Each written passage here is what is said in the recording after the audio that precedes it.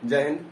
आज का हमारा जो लेक्चर है chemical reaction and equation class 10th का लेक्चर 3 है, जिसमें आज हम लोग वो टाइप्स ऑफ केमिकल रिएक्शन के बारे में बात करेंगे। इससे पहले का 2 लेक्चर मैंने चैनल पर अपलोड कर दिया है और तीसरा लेक्चर आज कर रहा हूँ।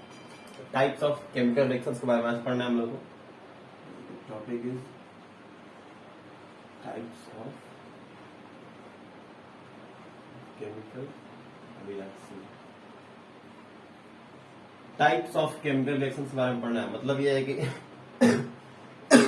जो कोई भी केमिकल रिएक्शन अभी तक हमने पढ़ा है वो कितने टाइप्स के होते हैं केमिकल रिएक्शन, इसके बारे में पढ़ना है। तो केमिकल रिएक्शन जो होता है वो 5 टाइप्स के होते हैं, जिसमें सबसे पहला होता है कॉम्बिनेशन रिएक्शन। कॉम्बिनेशन रिएक्शन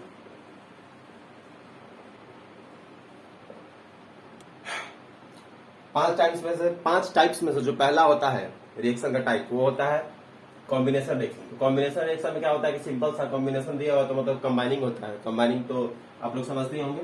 तो कॉम्बिनेशन का सिंपल हम लोग लिख सकते हैं Mg+O2 and that is MgO। तो ये जब भी कोई दो रिएक्टेंट मिलकर एक प्रोडक्ट को बनाता है तो उसको कॉम्बिनेशन रिएक्शन बोलते हैं। इसको एडिशन रिएक्शन भी बोल सकते हैं। मतलब कॉम्बिनेशन है ये दो हो या 3 हो या 4 हो 5 हो, कोई भी कितना भी मिलकर जब कंबाइन होकर के एक प्रोडक्ट को बनाता है। बहुत सारा रिएक्टेंट मिलकर जब कंबाइन होता है और रिएक्शन करने के बाद जब एक प्रोडक्ट बनाता है तो उसको हम लोग बोलते हैं कॉम्बिनेशन रिएक्शन। जैसे MgO का हो गया, उसके बाद वाटर का हो जाता है H2+O2, ये हो गया H2O। ये बैलेंस नहीं है, मैंने स्केलेटन सिस्टम लिखा हुआ है, स्केलेटन इक्वेशन लिखा हुआ है, but this is example of combination reaction. इसी को हम लोग कॉम्बिनेशन रिएक्शन बोलते हैं, बस इससे कुछ ज्यादा और है नहीं। और दूसरा उसके बाद दूसरा जो है वो डिकम्पोजिशन रिएक्शन है। अब डिकम्पोजिशन जो है वो ठीक इसके उल्टा होता है डिकम्पोजिशन में। जैसा कि मान लीजिए अब ये अब हमारा हो गया। जैसे कॉम्बिनेशन में है कि 2 या 3 रिएक्टेंट मिलकर एक प्रोडक्ट बनाता है। तो डिकम्पोजिशन में क्या होता है? डिकम्पोजिशन सबसे पहला मतलब होता है डिकम्पोजिशन जो वर्ड है इसको आप लोग समझिए। डिकम्पोजिशन का मतलब होता है डिकम्पोज, मतलब टूटना। एक कोई भी मटेरियल है या कोई भी प्रोडक्ट है, कोई भी चीज है, कोई भी सब्सटेंस है, वो जब टूटता है स्मॉल पार्टिकल्स में जब टूटता है तो उसको हम लोग बोलते हैं डिकम्पोजिशन। तो दूसरा जो हमारा रिएक्शन है पहला हो गया, दूसरा जो है डिकम्पोजिशन है।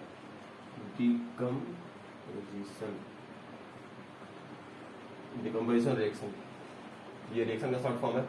डिकम्पोजिशन रिएक्शन जो है उसमें सिर्फ सीधा इसका उल्टा होता है। अब जैसे मान लीजिए हमने Mg+O2 लिख दिया MgO, तो ये है कॉम्बिनेशन रिएक्शन। तो जब डिकम्पोजिशन का बात करना है तो इसको सीधा ऐसे उल्टा कर सकते हैं हम लोग। जैसे मतलब इसका रिएक्शन लिख सकते हैं MgO जो है वो जाकर टूट जाता है Mg+O2 में। वाटर जो है मतलब H2O जाकर टूटता है H2+O2 में। दिस इज जो है हमारा, ये जो है हमारा डिकम्पोजिशन रिएक्शन। ये भी हो गया खत्म। आगे देखते हैं उसके बाद डिस्प्लेसमेंट रिएक्शन है।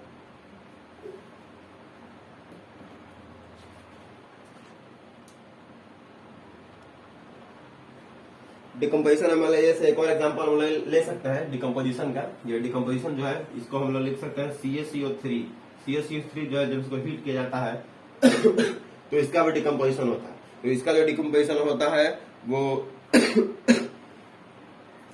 CaO+CO2 होता है। CaO और CO2 क्या है? CaO तो हो जाता है हमारा कैल्शियम ऑक्साइड और CO2 कार्बन डाइऑक्साइड है। तो ये हीट करने पे यहाँ पर निकलता है। ये अच्छी बात है। ये भी एक डिकम्पोजिशन रिएक्शन ही है। उसके बाद आगे देखते हैं। आगे जो है हमारा वो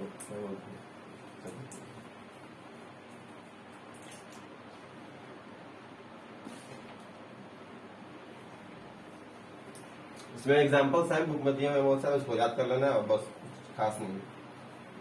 तो हमारा कितना तक हो गया? वो क्या बोलते हैं, कॉम्बिनेशन और डिकम्पोजिशन तो हो गया। उसके बाद आगे चलते हैं।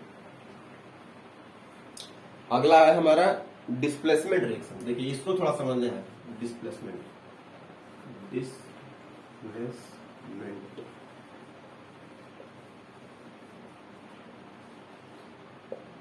डिस्प्लेसमेंट रिएक्शन जो है इसमें थोड़ी सी समझदारी वाला काम करना है। तो डिस्प्लेसमेंट क्या होता है? मान लीजिए कोई भी एक एग्जांपल हम लोग ले लेते हैं, आसान कोई एग्जांपल छोटा सा देखते हैं कौन सा।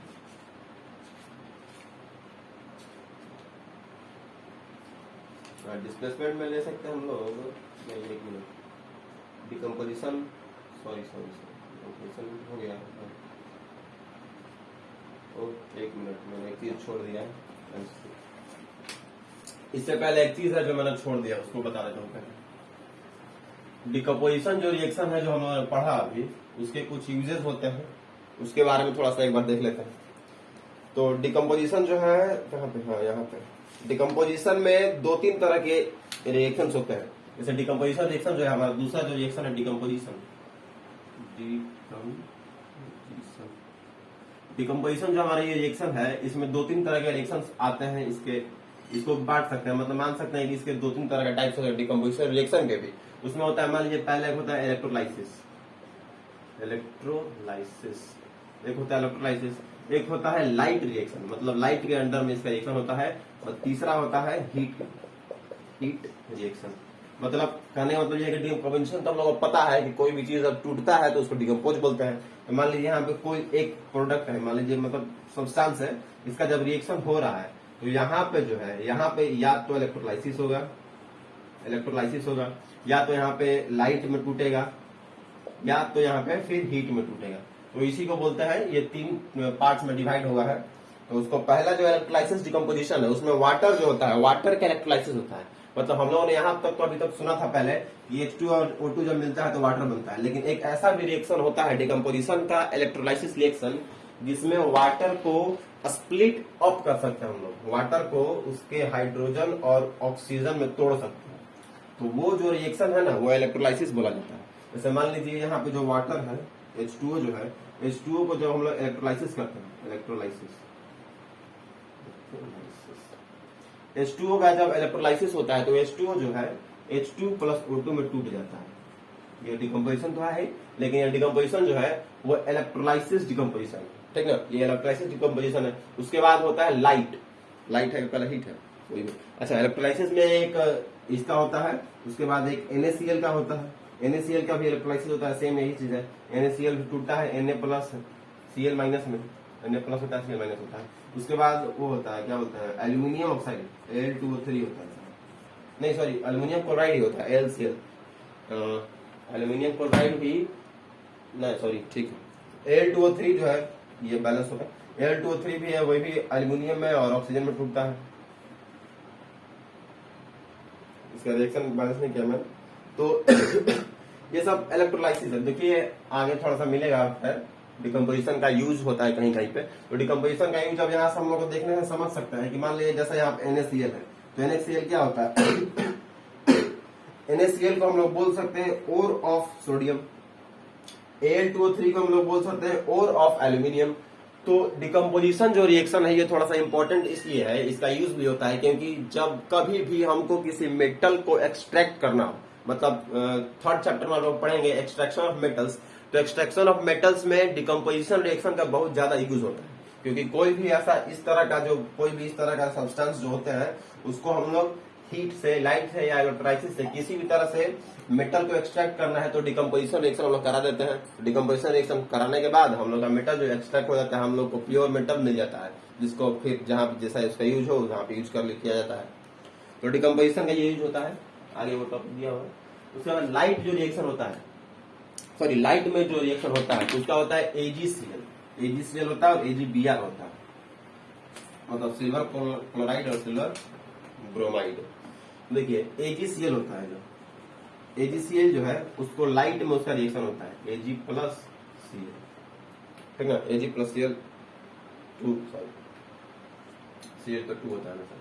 तो ये क्या होता है, AgCl जो सब्सटेंस है, इसका अगर हम लोग को इससे अगर Ag चाहिए, हम लोग को अगर सिल्वर को एक्सट्रैक्ट करना है तो AgCl कंपाउंड को उठा लिए और इसका सिर्फ सिंपल सा लाइट में, यहाँ पे लाइट में मतलब सनलाइट में इसका डिकम्पोजिशन रिएक्शन करा दिया गया।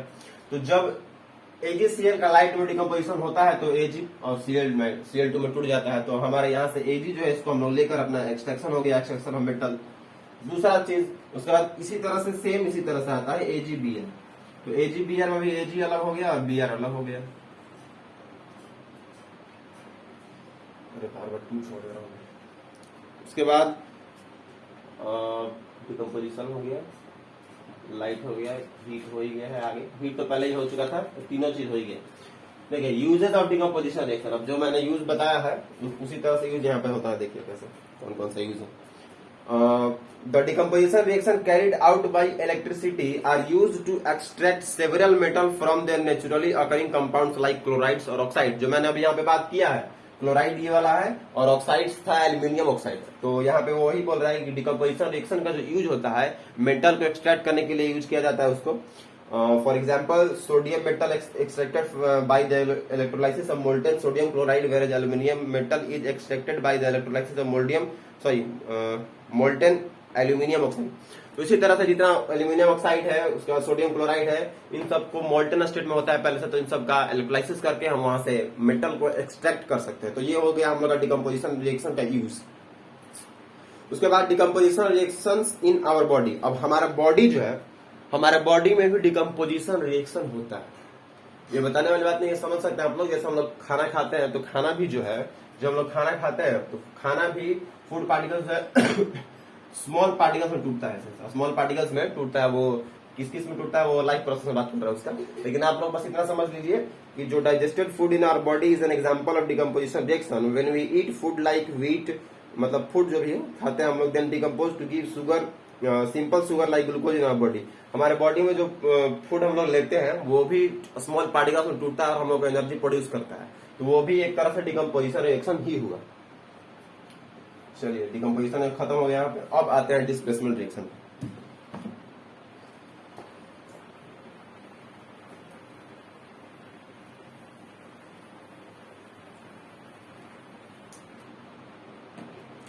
अब हमारा थर्ड वन जो है, सॉरी एक मिनट इंक डाल। हाँ, तो डिस्प्लेसमेंट रिएक्शन जो है, डिस्प्लेसमेंट रिएक्शन मजेदार रिएक्शन है, पढ़ते हैं इसको भी।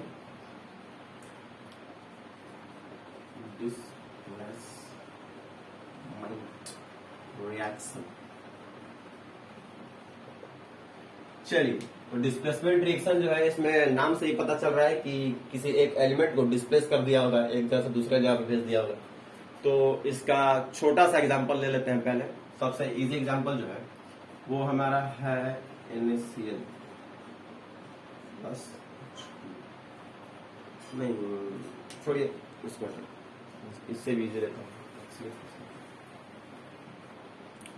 HCl प्लस Na ले लेते हैं हम लोग, HCl प्लस Na।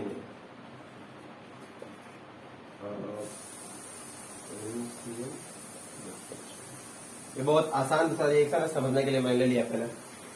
जब कभी भी HCl और Na प्लस HCl रिएक्शन जो है, Na प्लस HCl मतलब सोडियम और हाइड्रोक्लोरिक एसिड का जब रिएक्शन कराते हैं हम लोग, तो हम लोग को सोडियम क्लोराइड और हाइड्रोजन गैस का एवोल्यूशन होता है। This is a type of displacement reaction. अब समझिएगा इसमें होता क्या है। जब कभी भी कितना भी बड़ा रिएक्शन हो, उसमें कितने भी ज्यादा रिएक्टेंट्स हो, प्रोडक्ट्स हो, कुछ भी हो, अगर हमको कहीं पे भी सोडियम दिखा और उसके साथ कहीं क्लोरीन, कहीं किसी भी एलिमेंट में है, किसी भी कंपाउंड में क्लोरीन है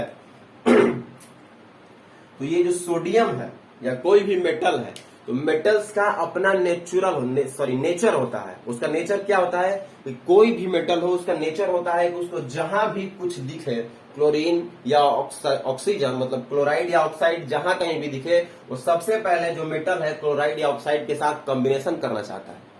क्यों करना चाहता है? क्योंकि पीरियोडिक टेबल में जितने भी एलिमेंट्स होते हैं वो सब के सब चाहते हैं कि मैं स्टेबल हो जाऊं। जैसे सब लोग अपना बॉन्ड किसी के साथ बनाकर सब लोग स्टेबल होना चाहता है। आजकल जिंदगी में हर कोई स्टेबल ही होना चाहता है।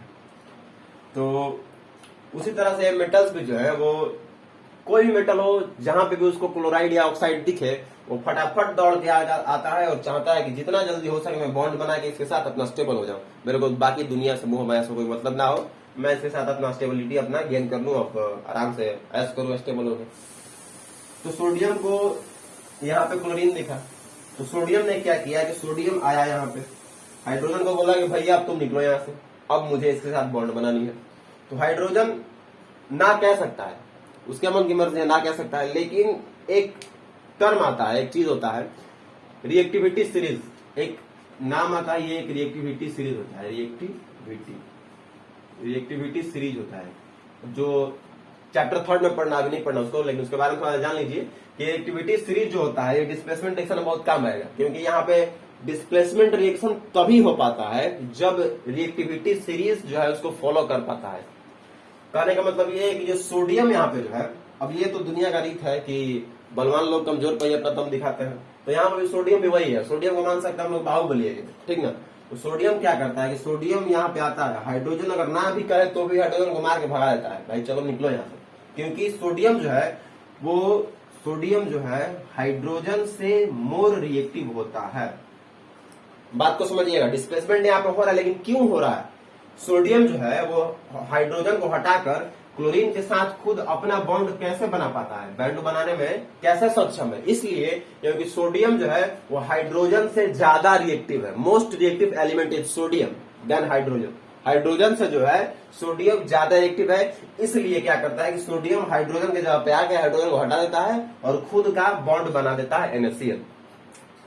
ठीक है, तो यहाँ पे एक मेटल डिस्प्लेस हुआ तो इसको हम लोग बोल देंगे डिस्प्लेसमेंट रिएक्शन।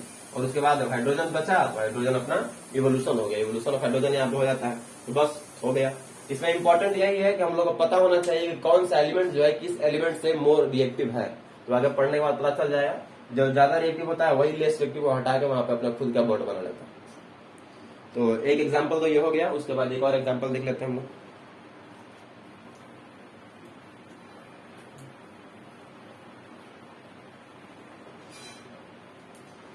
दूसरा एग्जाम्पल जो है CuSO4 प्लस Zn को ले लेते हैं। दूसरा एग्जाम्पल CuSO4 प्लस Zn।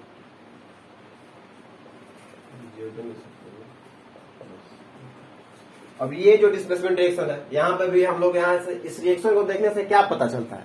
इस रिएक्शन को देखने से हम लोग कुछ बातें पता चलती हैं। वो ये है कि CuSO4 पहले कंपाउंड था और जब Zn के साथ रिएक्शन कराया गया तो ZnSO4 बन गया और Cu अलग निकल गया। तो यहाँ से हम लोग ये पता चलता है कि Zn जो है वो कॉपर से, मतलब जिंक जो है कॉपर से ज्यादा रिएक्टिव है, क्योंकि जब हाईली रिएक्टिव होगा ये जिंक तभी कॉपर को हटा के और SO4 के साथ खुद का अपना बॉन्ड बना लेगा, स्टेबल हो गया, बॉन्ड बनाकर अपना ऐस कर रहा। तो यहाँ से हम लोग इस तरह की पता चल रहा है कि जो Zn जो है वो कॉपर से हाईली रिएक्टिव है, और इस रिएक्शन को याद कर लेना है। पूछ सकता है कि कौन सा रिएक्शन है, एग्जाम में क्वेश्चन दे सकता है, पूछ सकता है कौन सा रिएक्शन है। इसी तरह से बहुत सारे रिएक्शन होते हैं जो ज्यादा रिएक्टिव होता है, लेस रिएक्टिव को हटा देता है। और उसके बाद आता है चौथा जो रिएक्शन है वो हम लोग का होता है डबल डिस्प्लेसमेंट रिएक्शन। अब ये डिस्प्लेसमेंट रिएक्शन तो हम लोगों ने पढ़ लिया, उसके बाद अब हम लोग पढ़ेंगे डबल डिस्प्लेसमेंट रिएक्शन। तो डबल डिस्प्लेसमेंट को नाम से ही पता चल रहा है, जिस तरह से डिस्प्लेसमेंट था उसी तरह से डबल डिस्प्लेसमेंट नाम से ही आपको पता चल रहा होगा। खैर मैं बता देता हूँ,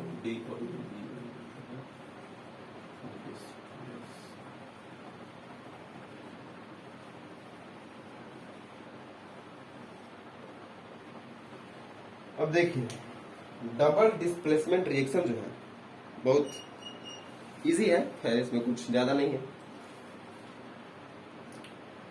डबल डिस्प्लेसमेंट में जो जैसे हम लोग वहां पर पढ़ रहे थे कि अभी जो पिछला एग्जांपल था NaCl plus H2 HCl plus HCl plus Na का जो अभी हमने एग्जांपल लिया हुआ था, वो जो NaCl बन रहा था प्लस H2, तो इसमें क्या था कि इसमें हमारा जो ये बन रहा है यहाँ पे सिर्फ एक एलिमेंट है और यहाँ पे एक कंपाउंड है। HCl एक कंपाउंड है और सोडियम एक एलिमेंट है, तो इसीलिए जब इधर रिएक्टेंट में एक एलिमेंट है और एक कंपाउंड है, एक एलिमेंट है और एक कंपाउंड है, तो इसीलिए प्रोडक्ट में एक कंपाउंड और एक एलिमेंट बना है।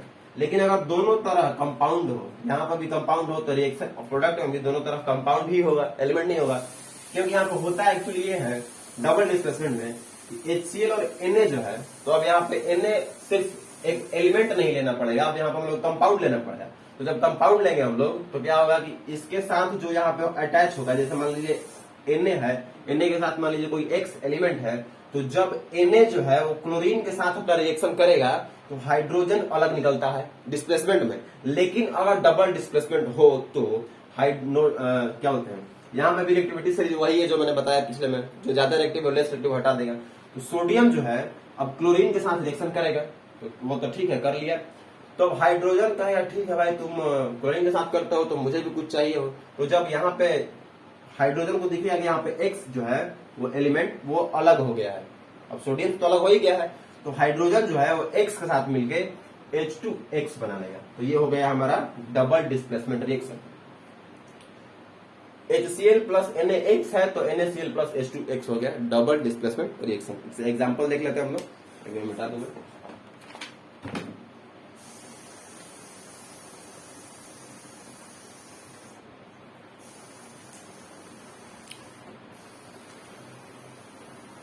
AgNO3 प्लस NaCl है ना,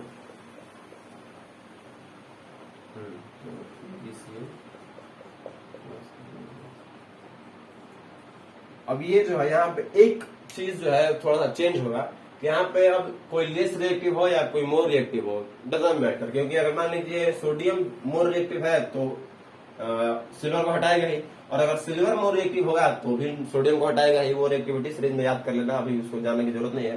तो जैसे मान लीजिए इसको हम लोग लिख सकते हैं कि X इंटू ए प्लस वाई इंटू बी, तो यहाँ पे सिंपल से पूरी तरह से डबल डिस्प्लेसमेंट है ही, तो पूरा डिस्प्लेस कर दो इसको, तो x इंटू ए था तो अब x इंटू बी हो जाएगा और y इंटू ए हो जाएगा। बस this is our double displacement reaction and nothing more. ठीक, इसके अलावा और कुछ है नहीं इसमें। सिंपल सी बात है कि अगर x a को छोड़ के b के साथ आएगा तो फिर b जो है, फिर y जो है, तो y को मजबूरन एक साथ जाना ही पड़ेगा। तो इसमें कोई भी किसी के साथ रिएक्शन करा सकता है, तो दोनों का वो प्रोडक्ट सेम होगा।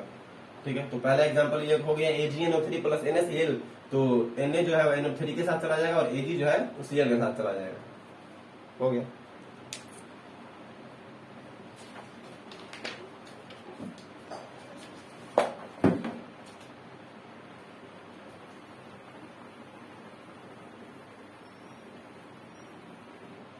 मान लीजिए कुछ एग्जांपल्स हैं, उनको लिखा देता हूं मैं लाइन से। BaCl2 है, BaCl2 प्लस CuSO4। यहाँ पे कुछ नहीं करना है, सिंपल सा बस इसको एक्सचेंज कर देना है। तो यहाँ पे CuSO4 BaCl2 है, तो यहाँ पर हमारा CuCl2 हो जाएगा और BaSO4 हो गया। जैसे डबल डिस्प्लेसमेंट रिएक्शन, इसमें कुछ है नहीं, बस यही सब ऐसा ऐसा सब कुछ कर देना है।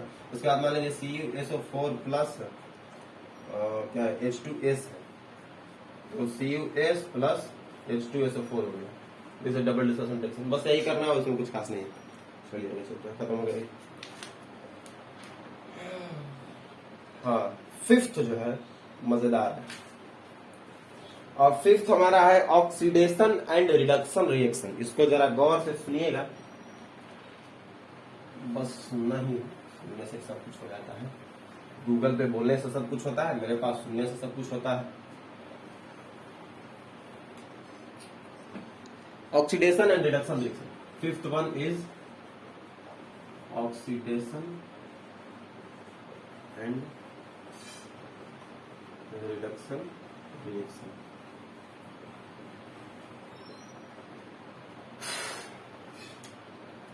ऑक्सीडेशन एंड रिएक्शन नाम से ही पता चलता है, जब ऑक्सीडेशन है तो इसमें ऑक्सीडेशन जो है, ऑक्सीडेशन जो है नाम से पता चलता है क्या, इसमें ऑक्सीजन का एडिशन होगा। एडिशन मतलब ऑक्सीजन का एडिशन, मतलब बोल सकते हैं एडिशन ऑफ ऑक्सीजन लिखते हैं,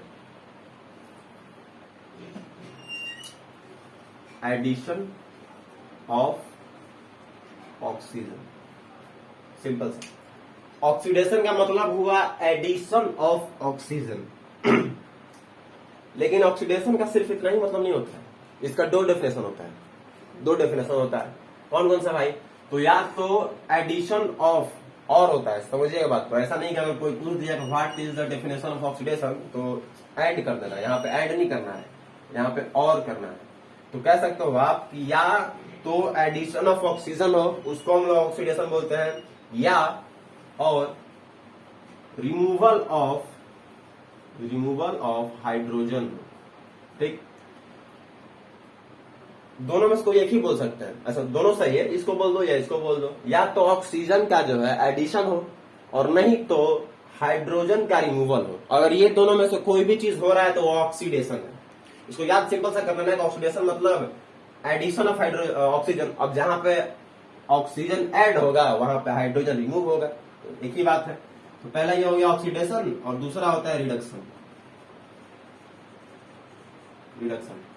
तो जब ऑक्सीडेशन हो गया एडिशन ऑफ ऑक्सीजन, तो रिडक्शन हो गया addition of hydrogen. Addition of hydrogen. तो एडिशन ऑफ हाइड्रोजन कहिए या इसको रिमूवल ऑफ ऑक्सीजन कहिए, एक ही बात है।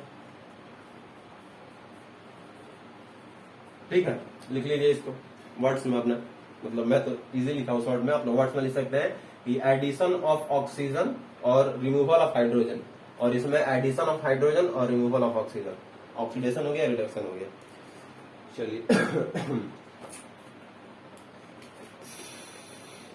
और उसके बाद कुछ एजेंट्स होते हैं। एजेंट मतलब काम कराने वाले, मतलब कह सकते हैं एम्प्लॉय, वर्कर, एजेंट। जैसे ऑक्सीडेशन और रिडक्शन रिएक्शन जो है उनके पास अपने अपने एजेंट्स होते हैं। तो ऑक्सीजन के पास जो एजेंट होता है उसको बोलते हैं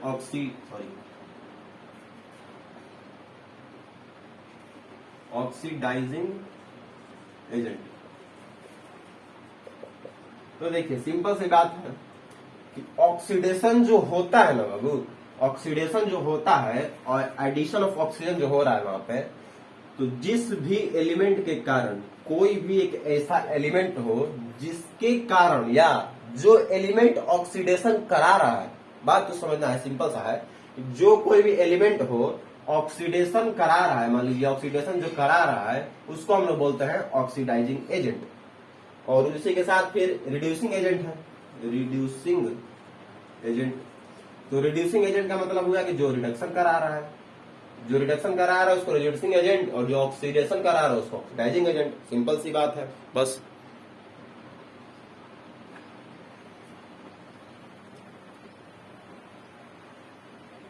नेक्स्ट वन इसके बाद एक टर्म आता है रिडॉक्स रिएक्शन।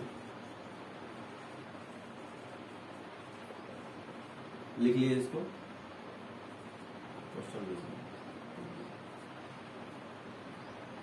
Redox reaction. तो रिडॉक्स रिएक्शन का मतलब होता है कि जिस किसी भी रिएक्शन में एक ऐसा कुछ भी ऐसा रिएक्शन होता है जिसमें आपको ऑक्सीडेशन प्लस रिडक्शन, ऑक्सीडेशन और प्लस रिडक्शन, मतलब ऑक्सीडेशन भी हो रहा है उस रिएक्शन में और उसी रिएक्शन में रिडक्शन भी हो रहा है। जिस किसी भी रिएक्शन में ऑक्सीडेशन और रिडक्शन दोनों हो उसको हम लोग ऑक्सीडेशन रिएक्शन बोलते हैं। और इसका एग्जांपल जो है हमारे पास ले लेते हैं CuO प्लस H2। तो H2O प्लस Cu या Cu प्लस H2O लिख सकते हैं। ये जो हमारा रिएक्शन है ना बाबू, जो स्क्रीन पे आप लोगों का रिएक्शन दिख रहा है बोर्ड पे, CuO प्लस H2 जो है, Cu प्लस H2O में टूट रहा है, सॉरी जो बन रहा है प्रोडक्ट उसका, ये जो आप लोग को रिएक्शन दिख रहा है इसको हम लोग बोलते हैं रिडॉक्स रिएक्शन, क्योंकि यहाँ पे ऑक्सीडेशन भी हो रहा है, रिडक्शन भी हो रहा है। तो कहाँ पे हो रहा है देखते हैं कैसे। ये Cu के साथ इधर O है और इधर Cu के साथ O नहीं है, इसका मतलब यहाँ पे removal of hydrogen, sorry removal of oxygen हो रहा है, रिमूवल ऑफ ऑक्सीजन। O2 लिख सकते हैं या आप O भी लिख सकते हैं। यहाँ पे ऑक्सीजन का रिमूवल हुआ है तो ये क्या हो गया, रिड्यूसिंग बोलते हैं ना, हाँ रिडक्शन हो गया, रिडक्शन, ये हो गया रिडक्शन रिएक्शन। और यहाँ पे हाइड्रोजन अकेला था, इधर आ गया तो हाइड्रोजन के साथ ऑक्सीजन जुड़ गया, तो इसको बोल सकते हैं addition of oxygen, addition of oxygen.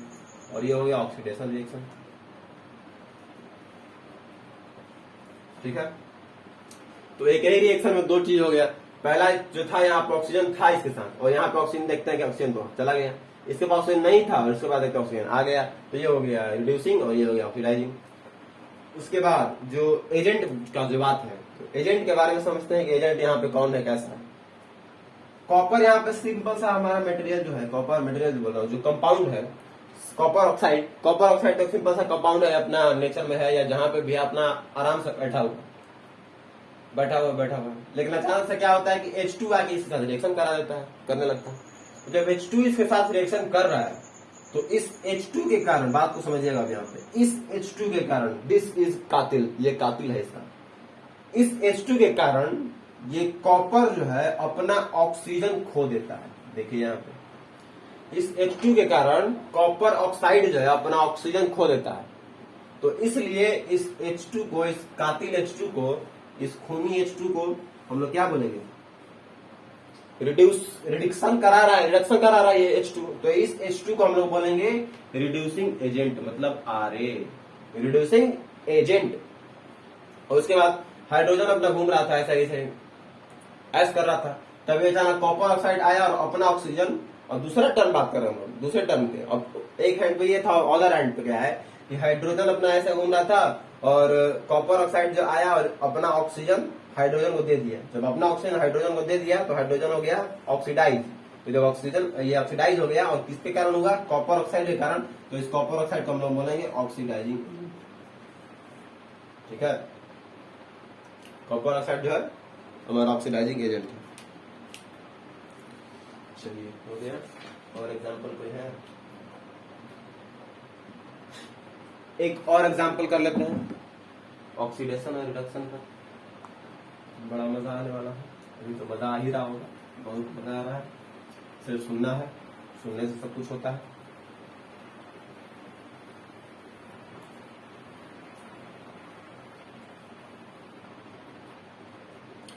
H2S plus Cl2, H2S plus Cl2, उसके बाद H plus HCl, sorry S plus HCl है ना, ठीक है।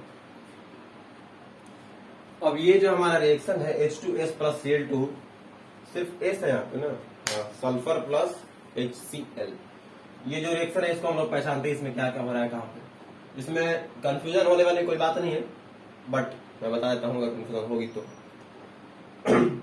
यहाँ पर हम लोग इस रिएक्शन में कहीं पे भी ऑक्सीजन नहीं दिख रहा है। इस रिएक्शन में हम लोगों को कहीं पे भी ऑक्सीजन नहीं दिख रहा है, ऑक्सीजन यहाँ पे नहीं है, ठीक। लेकिन हम लोगों ने जब ऑक्सीडेशन का पढ़ रहे थे, वो क्या बोलते हैं डेफिनेशन, तो हम लोगों को पता है कि ऑक्सीजन का एडिशन हो तो उसको ऑक्सीडेशन बोलते हैं, लेकिन अगर हाइड्रोजन का रिमूवल हो तो भी तो उसको बोलते हैं ऑक्सीडेशन रिएक्शन। तो यहाँ पे चेक करते हैं। अब यहाँ पे जो है पूरा टर्म ऑक्सीजन पे ना डिपेंड हो गया, थोड़ा सा भी टर्म ऑक्सीजन पे डिपेंड नहीं है, सारा का सारा टर्म यहाँ पे हाइड्रोजन पे डिपेंड है। तो पहले हम यहाँ पे देखते हैं कि यहाँ पे सल्फर के साथ हाइड्रोजन था, और फिर हमने देखा कि सल्फर के साथ हाइड्रोजन नहीं है, तो मतलब यहाँ पे रिमूवल ऑफ हाइड्रोजन हुआ है। लिख लेते हैं रिमूवल ऑफ हाइड्रोजन। तो जब हाइड्रोजन का रिमूवल हुआ है तो ये ऑक्सीडाइजिंग होता है, ऑक्सीडेशन रिएक्शन हो गया, ऑक्सीडेशन हो गया, ठीक। उसके बाद यहाँ पे जो है क्लोरीन अलग था और यहाँ पे क्लोरीन हाइड्रोजन के साथ आ गया, तो यहाँ पे हम लोग बोल सकते हैं क्या कि एडिशन ऑफ हाइड्रोजन है। तो जब एडिशन ऑफ हाइड्रोजन होगा, एडिशन ऑफ हाइड्रोजन, तो उसको बोलते हैं क्या, अगर रिडक्शन हो गया, रिडक्शन। तो ये हमारे नीचे ऑक्सीडेशन है और ऊपर रिडक्शन है, और जिसके कारण हो रहा है वो हमारा एजेंट हो गया। तो मतलब ये जो है इसका, अब सिंपल सा बात है भाई, देखो H2S जो है, H2S ये इसका ऑक्सीडेशन हो रहा है, तो इसका ऑक्सीडेशन किसके कारण हो रहा है, क्लोरीन के कारण। तो क्लोरीन जो है वो ऑक्सीडेशन करा रहा है, तो ये OA हो गया मतलब ऑक्सीडाइजिंग एजेंट, और ये Ra हो गया मतलब रिड्यूसिंग एजेंट। रिडक्शन इसका हो रहा है इसके कारण, ठीक है। चलिए हो गया हमारा खत्म भी। नेक्स्ट एग्जांपल देख लेते हैं। नेक्स्ट एग्जांपल,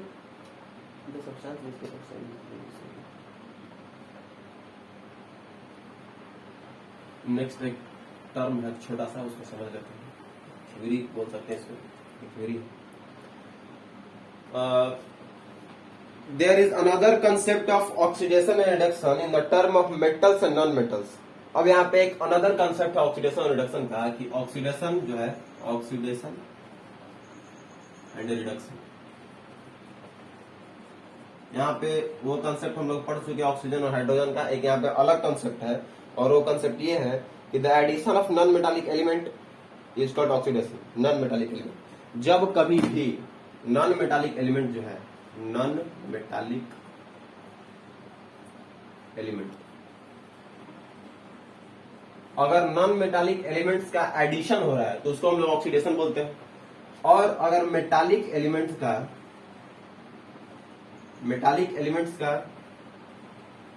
एडिशन होता है तो उसको हम लोग रिडक्शन बोलते हैं। तो यहाँ पे भी वही सेम चीज है, अगर नॉन मेटालिक एलिमेंट का एडिशन होगा तो इसको हम लोग लिख सकते हैं या मतलब, और मेटालिक एलिमेंट का रिमूवल को माइनस से मैं डोनेट कर देता हूँ, और यहाँ पे मेटालिक एलिमेंट्स का एडिशन है तो नॉन मेटालिक एलिमेंट्स का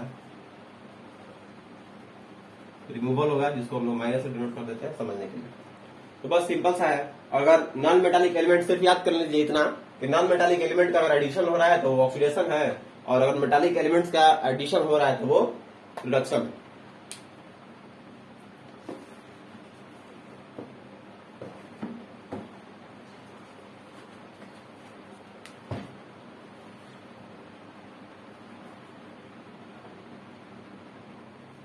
अब पढ़ेंगे हम लोग effects of oxidation in everyday life. Everyday life मतलब एवरीडे लाइफ पढ़ना है हम लोग को। Effect of oxidation in our everyday life. Oxidation का जो इफेक्ट है एवरीडे हमारे लाइफ में वो क्या क्या होता है उसके बारे में पढ़ेंगे। तो यहाँ पे कुछ इफेक्ट्स होते हैं, जिसका पहला चीज जो है वो कोरोजन होता है। कोरोजन और एक होता है, चलिए इसको बाद में लिखेंगे, एक होता है इससे, उसको बोलते हैं रेंसिडिटी।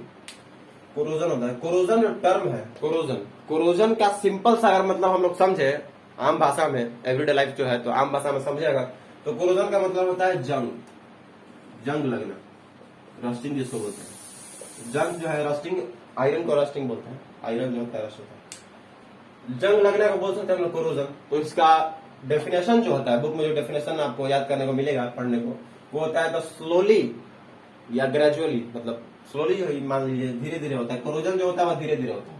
तो कोई भी अगर मेटल है, मान लीजिए हमारे पास एम एक मेटल है, तो इस मेटल पे कोरोजन तो देखे होंगे जंग जैसा लगता है।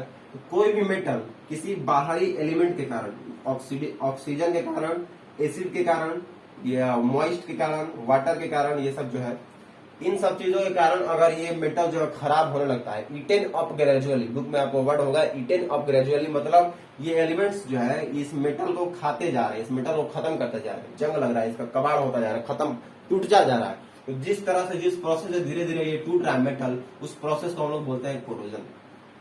और कोरोजन कराने के लिए ऑक्सीजन हो, एसिड हो, या एसिड तो बहुत जल्दी कोरोजन करा सकता है, अगर हाईली कंसंट्रेटेड एसिड है तो। उसके बाद ये एम क्या है, मॉइस्ट है, उसके बाद वाटर है, ये सब, पानी भी लग जाता है अगर मेटालिक सरफेस है तो वो जंग लग ही जाता है उसमें।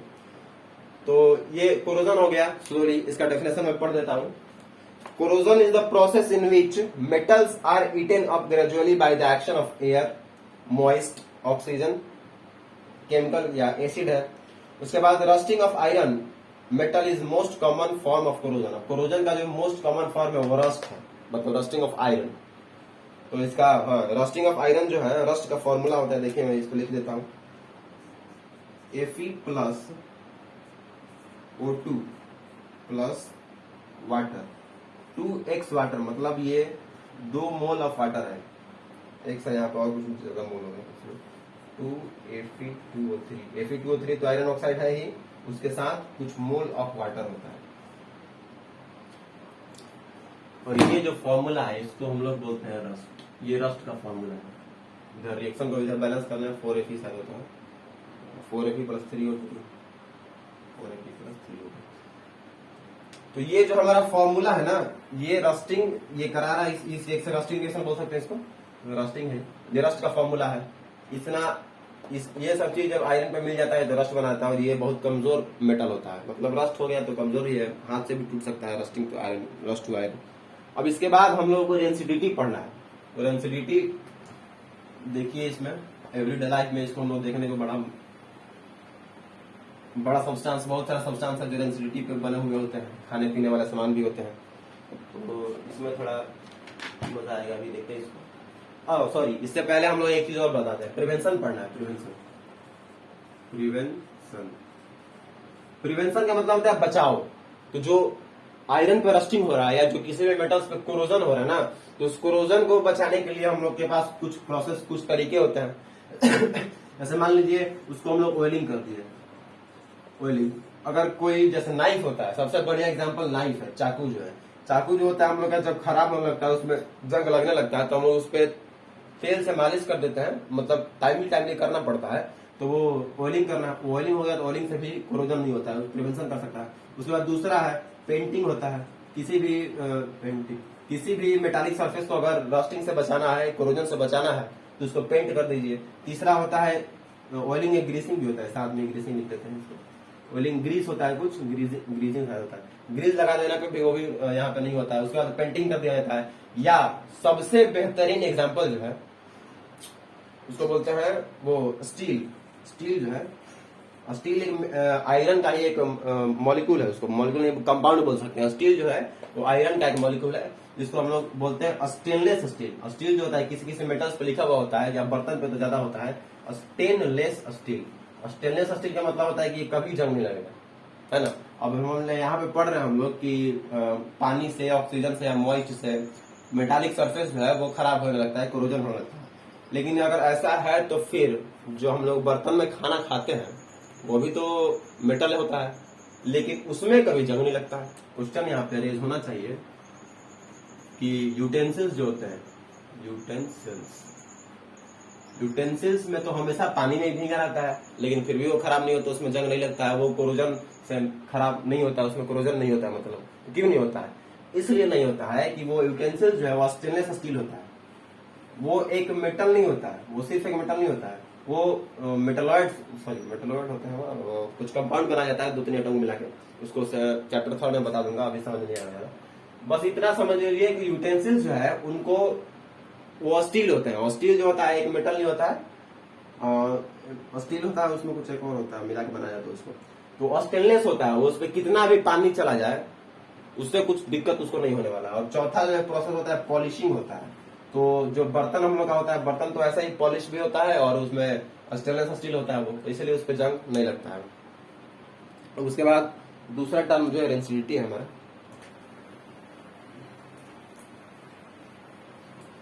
ऑक्सीजन बड़ा ही खतरनाक चीज है, जिंदगी के लिए ऑक्सीजन जरूरी है, सांसों की जरूरत है जैसे, लेकिन उसके साथ साथ ऑक्सीजन खराब भी है। ऑक्सीजन से हम लोग जिंदा रहते हैं, ऑक्सीजन ही मेटल्स को खराब करता है, ऑक्सीजन खाने वाले प्रोडक्ट्स को भी खराब करता है। अब बात करते हैं रेंसिडिटी, तो चलिए शुरू करते हैं रेंसिडिटी।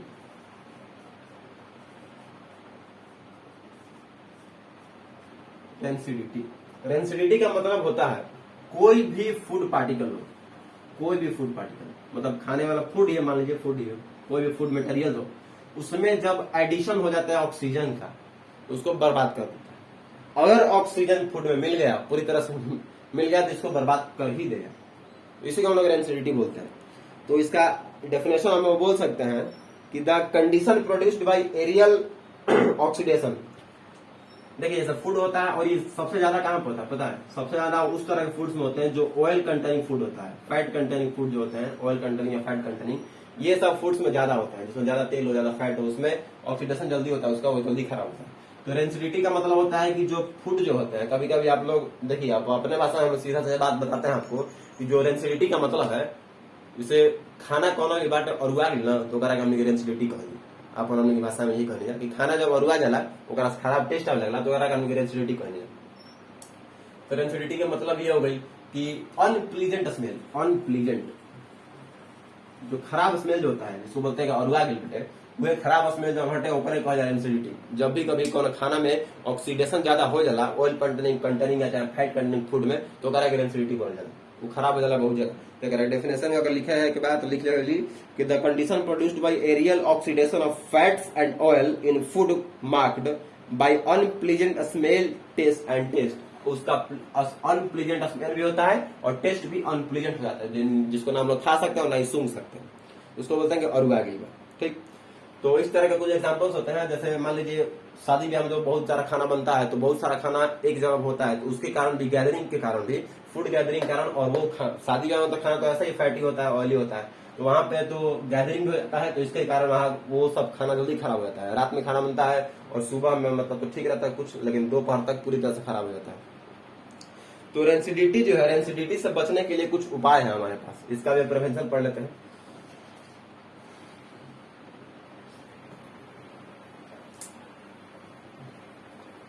रेंसिडिटी का प्रिवेंशन, रेंसिडिटी का प्रिवेंशन, रेंसिडिटी का प्रिवेंशन हम सबसे पहला लिख सकते हैं कि एडिशन ऑफ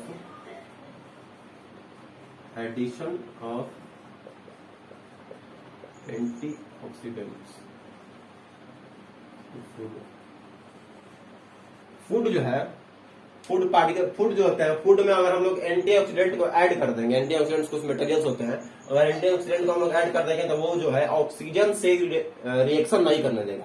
तो उस एक प्रिवेंशन पहला हो गया कि addition of antioxidant, antioxidant add कर देंगे तो वहां पे हमारा जो ऑक्सीजन है वो ऑक्सीजन को ऐड नहीं होगा फूड से, तो वहां पर हम लोग बच सकता है। दूसरा जो तरीका होता है प्रिवेंशन का, उसमें होता है कि rancidity can be prevent by packaging fat and all containing materials in nitrogen gas. बात तो समझिएगा। अब यहाँ पे चिप्स का पैकेट जो आता है, चिप्स होता है, चिप्स में जैसा एड में दिखाता है ना, जो या कभी भी दिखाता है, चिप्स जो होता है उसमें बोलता है कि चिप्स कम है हवा ज्यादा है।